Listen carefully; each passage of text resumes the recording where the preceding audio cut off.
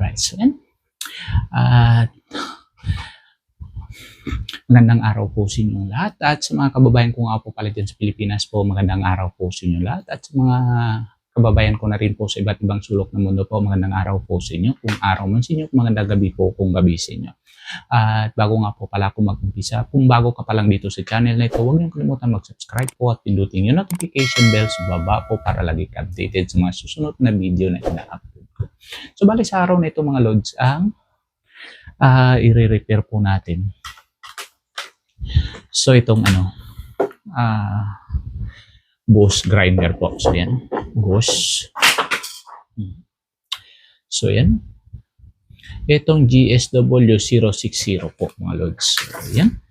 So yung nakaraan mga lods, ang i-repair po natin ay magkaparehas lang po yung nabili po natin sa online po sa Facebook mga lodi. So yan, nalagay ko na po yung wire, mahabang wire po mga lods. So yan. Okay, so marumi na rin siya. Nalinisan ko na po siya at narumi na rin po siya mga lods. Ayan.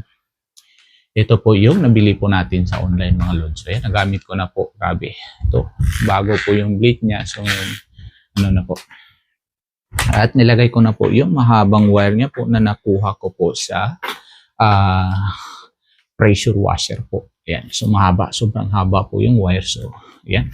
Ito po yung nabili po natin sa online mga lods. Ayan, Bosch. So makaparehas lang po yung kanilang, right, yung brand po and yung model po. Parehas lang po talaga mga lods. So GSW060 po mga lods. So parehas po yan mga lodi.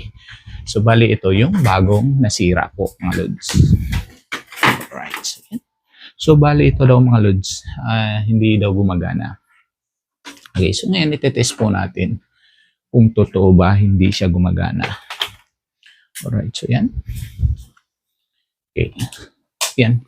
Nakasaksak na po siya mga lods. Ayaw po talaga siyang gumana. Okay. Yun o. Ayaw po talaga. Okay, kuha lang po ako ng so ayan mga lods. So bali ito, mayroon po tayong non-contact test pen po natin mga lodi. Okay, ito mga lods, malalaman natin kung may current po siya pumapasok mga lodi. So yan o. Ibig sabihin pag ganito po, may green po siya mga lods. Pag non-contact po mga lodi, okay, iilaw po yung kulay green mga lods. Ayan o.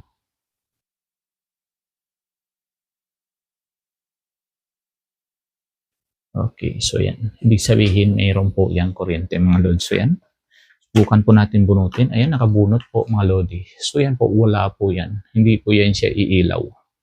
Okay mga lods. Ayan. Hindi po iilaw. And subukan po natin isaksak mga lods.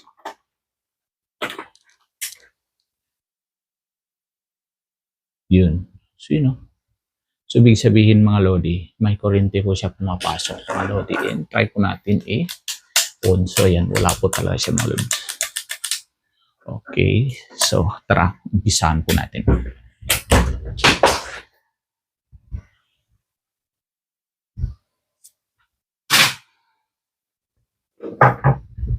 Alright, so yan.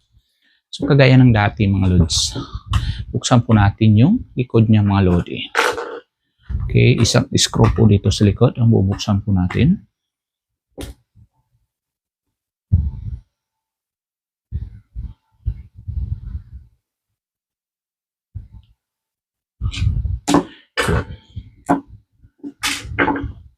Okay, tapos hila lang natin. Yun. Alright, so yan. Tapos check po natin yung ikot lang po natin ng konti para makita po natin yung okay, kanyang unmature mga loads. Kung may spark ba siya. Okay.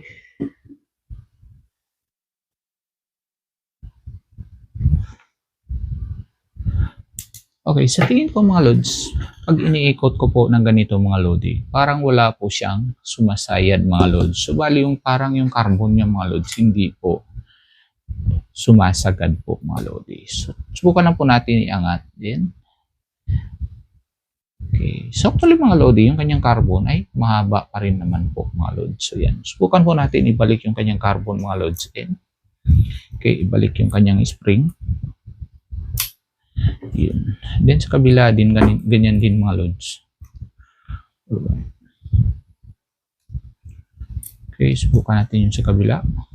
Okay, so mahaba pa rin naman mga lods yung kanyang carbon. Okay, balik po natin yung spring. Okay, try po natin ikot.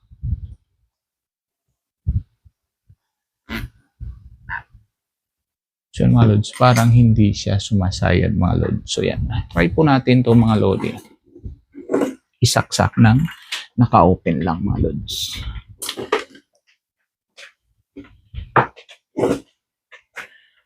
Saksak po natin, pero ingat-ingat lang po tayo pag ganito po mga lods. Naka-open po siya dahil delikado na po yan mga lods. Okay, saksak po natin. Yun, ayaw po talaga siya mga lods. Okay, try po natin check yung. Okay. Ayan. Ibig sabihin po, pag kulay green and blue po ang ilaw, ibig sabihin live po yan mga lods. Pag ito po ganyan, neutral lang po yan. Pag green mga lodi, pag ilaw po yung red and green, so yan. Ibig sabihin, live po yan mga lods. Alright, so yan. Galin po natin. Ibig sabihin, okay po yung ating. Try po natin yung kanyang wire po mga lods. Okay. Check lang po natin sa sensor mga lods. Alright, so yan. Check po natin yung wire. Sabihin okay yung wire. Oh, yun no. So yun mga lods, parang napansin ko po dito mga lodi. Yung kulay blue, parang wala po siya mga lods. Yun no. Okay mga lods, yan no.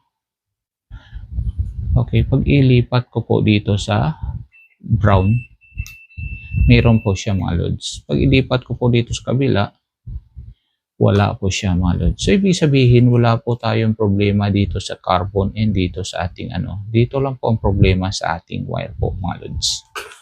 Right, so yan. Okay, tabi muna natin to. Then, saksak po natin mga lods. Bago ko i-on. Ayan. Okay, ibig sabihin mga lods, dahil baliktad po yung ating ano. Okay, check ko lang po.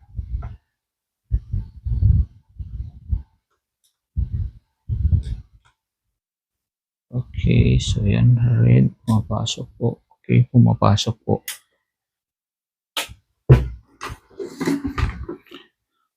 Alright, so hanapin po natin yung putol po mga lods. Okay.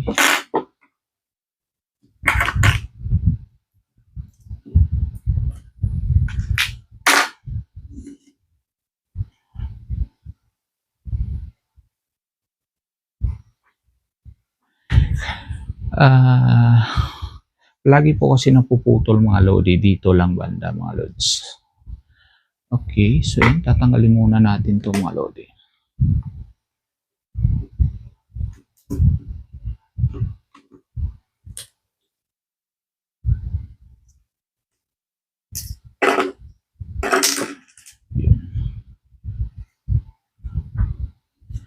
Okay, subukan po natin hilain to mga lods. Tignan po natin kung saan po yung putol niya. Yun o. So, ibig sabihin mga lods, dito lang po siya naputol mga lodi.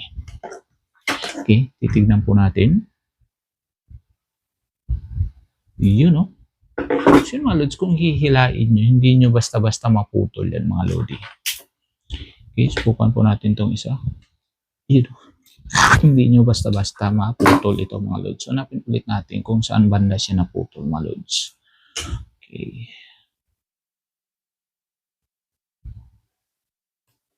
Yun. So, bali dito pala ang putol niya mga lods. Okay, cut po natin siya. Okay. Okay. So yan, damage po yung ating wire mga lodi.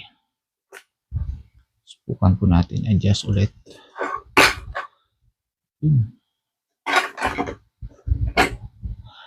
Right, so okay, so yan, lock muna natin to mga lods. Okay, so ganun lang mga lodi, huwag tayong basta-basta magsisi po doon sa ating mga lods.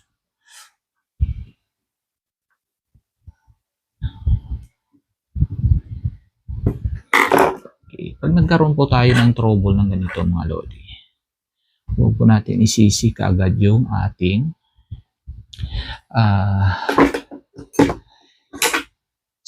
grinder po mga lods.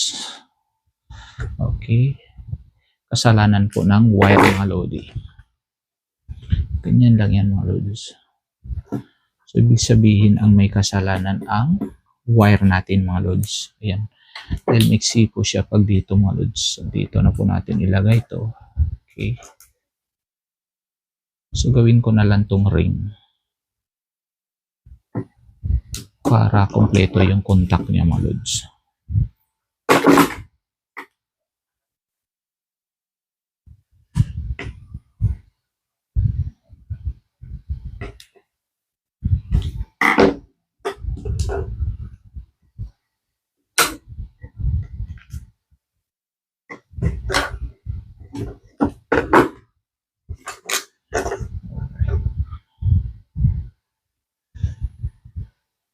So, ganyan lang mga lodi. Ang unang-una mga lods, pag may problema po ng ganito mga lods, yung mga grinder po ninyo. So, ang unang i-check nyo po yung fuse po mga lods. Dito may fuse po yan mga lodi. Okay.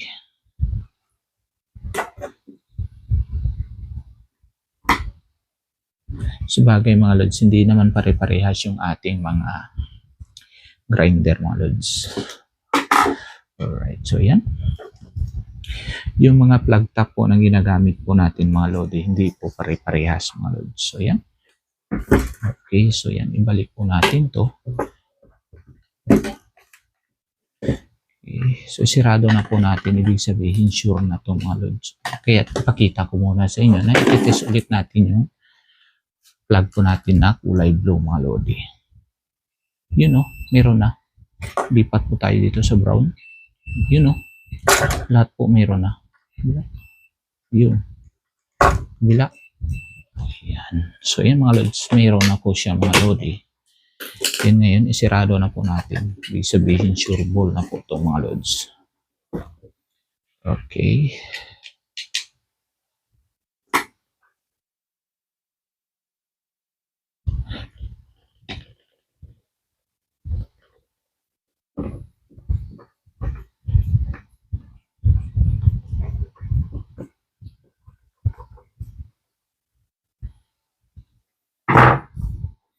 Alright, so yan. Saksak ulit mga lodi. Yan, okay, mga lods, so yan. Bigyan po natin ng Okay, talian po natin para makita po ninyo mga lodi. Okay, so yan. Okay.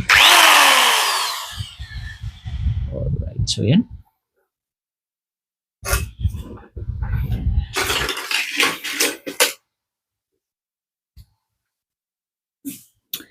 Alright, so yan. Yun lang mga lods. So, bali mga lodi, kung mayroon po tayong ganito pag sinabing biglang hinto po, ito tips lang mga lods. Pag biglang hinto po kasi yung inyong mga grinder po mga lods, pwera na lang po pag nakita kayong may sparking dito po. Pag on nyo po, tapos nag-spark po dito sa carbon niya mga lodi. So, ayan, delikado po yung ating amateur o kaya maiksi na po yung ating carbon. Okay, pero pag biglang hinto po, dapat i-check nyo po dito, banda lang po, yung kanyang wire. Palagi po kasi napuputol dito lang mga lodi. So, yun lang. Alright, so yun lang. Hanggang dito na lang po. Hanggang sa muli po. At bago nga po pala ako magpaalam, kung hindi pa kayo nakapag-subscribe po, paki-subscribe na lang po at like and share na rin po at paki-click yung notification bell para lagi ka-updated sa mga susunod na video na ina-upload ko. Maraming salamat po. Stay safe, stay creative. God bless you all. Bye-bye.